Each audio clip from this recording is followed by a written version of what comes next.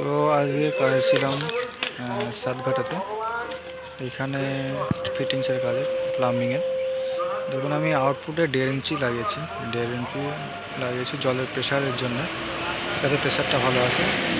তারপরে এখানে 1 ইঞ্চি, নিচে 1.5 ইঞ্চি লাগিয়ে দিয়েছি, ওদিকে রেডিওসার করে ওদিকে একটি বেসিনের পয়েন্ট হবে, আর এদিকে ট্যাপের পয়েন্টগুলো ঘুরিয়ে বাথরুমের পিছনের দেয়ালে দেওয়া হয়েছে।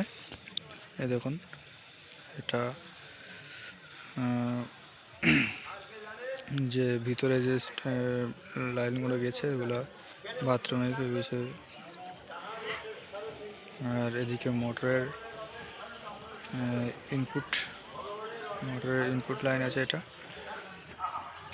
এখানে একটি ব্র্যান্ড পাইপ দিয়ে, কভার পাইপ দিয়ে করে দিয়েছি।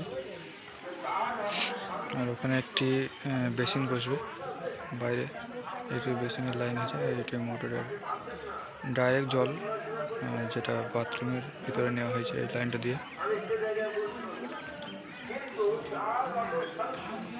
এখানে মোটরটা পরে সেট হবে ওর জন্যে। তো সব শেষে আমরা লাইনগুলো চেক করে নিচ্ছি, চেকিং ঠিকঠাক আছে না। এখানে দুটো বাল্ব আছে, দুটো বাল্ব 3টে ট্যাপ করা আছে, কনসিল করা আছে মিক্সারের জল ডাইরেক্ট মোটর আর ট্যাঙ্কি থেকে। লাইনগুলো চেক